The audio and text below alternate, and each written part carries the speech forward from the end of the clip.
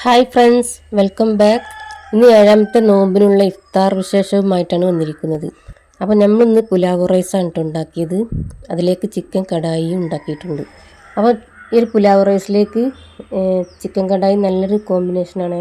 അപ്പോൾ നമ്മൾ കിച്ചണിലേക്ക് വന്ന ഉടനെ തന്നെ റൈസ് എടുത്ത് നല്ല കഴുകി വെള്ളത്തിലിട്ട് വെച്ചു. അപ്പോൾ അരമണിക്കൂറെങ്കിലും ഇത് വെള്ളത്തിലിട്ട് വെക്കാം കേട്ടോ. അപ്പോൾ 4 കപ്പ് റൈസാണ്. പുലാവ് റൈസ് ഉണ്ടാക്കാനുള്ള main ingredients butter, carrot, beans. അപ്പോൾ നമ്മൾ കടായി ഉണ്ടാക്കാൻ ചിക്കൻ ഇവിടെ മസാല ചേർത്ത് വെച്ചിട്ടുണ്ട്. കടായിക്കുള്ള ഉള്ളികളൊക്കെ റെഡിയാക്കി വെച്ചിട്ടുണ്ട്. അപ്പോൾ നമ്മളിത് ആദ്യം തന്നെ ചിക്കൻ പൊരിച്ചെടുക്കാം.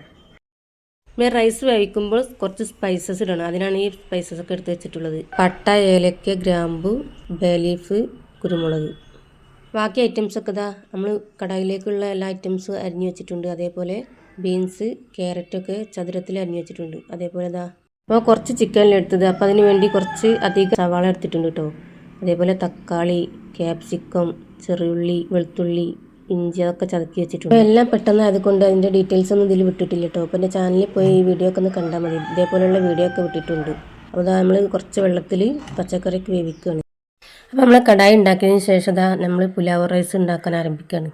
ഈ ഒരു പുലാവ് റൈസ് ഉണ്ടാക്കുന്ന വീഡിയോ ഒക്കെ ഇതിന് മുന്നേ ഞാൻ എൻ്റെ ചാനലിൽ വിട്ടിട്ടുണ്ട് കേട്ടോ. അതൊക്കെ ഒന്ന് പോയി കണ്ട് ഇതേപോലെയൊക്കെ ഒന്ന് ട്രൈ ചെയ്ത് നോക്കി. ഒരിക്കലെങ്കിലും നിങ്ങൾ കഴിച്ച് നോക്കി. നല്ല ടേസ്റ്റുമാണ്.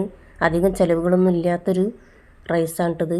ഇതിലേക്ക് മെയിനായിട്ട് വേണ്ടത് ബട്ടർ കേട്ടോ. ബട്ടർ തന്നെ അതിലേക്ക് ഉപയോഗിക്കണം, അല്ലാതെ ഓയിലൊന്നും ഉപയോഗിക്കരുത്. അപ്പോൾ നമ്മളെ പുലാവ് റൈസ്, ചിക്കൻ കടായി, അങ്ങനത്തെ എല്ലാ ഐറ്റംസും ഇവിടെ റെഡി ആയിട്ടുണ്ട്.